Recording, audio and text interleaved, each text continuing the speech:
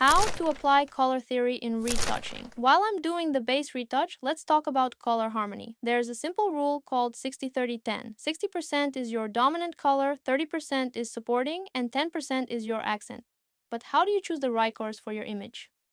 My model is wearing a yellow sweater. I could make yellow the accent and build everything around it, but I want to do the opposite. I'm using yellow as my dominant base to create this almost monochromatic foundation, and then I'll introduce an accent color separately. If we open the Itten color wheel, the complementary colors to yellow sit on the opposite side, blue and violet. The model has blue eyes, so it should work. So first, I swap the background to yellow using masks and a solid color adjustment layer. Then I add a reverse gradient behind her to create separation and depth.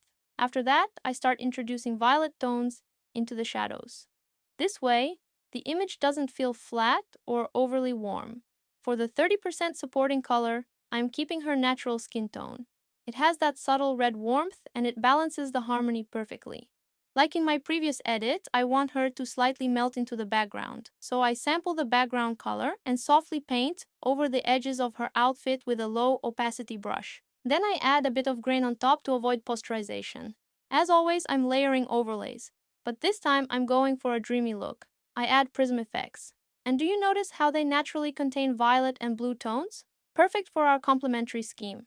Then I overlay a bit of film grain and subtle old paper texture for stylization. At this point, the image asks for more movement. So, using path blur, I softly blur the lower part of the image and a bit of the hair. So now it feels like she just turned, and the photographer caught her mid-motion.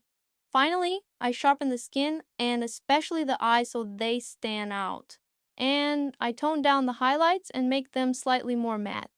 Here's the before. Here's the after. Which color scheme should I break down in the next video?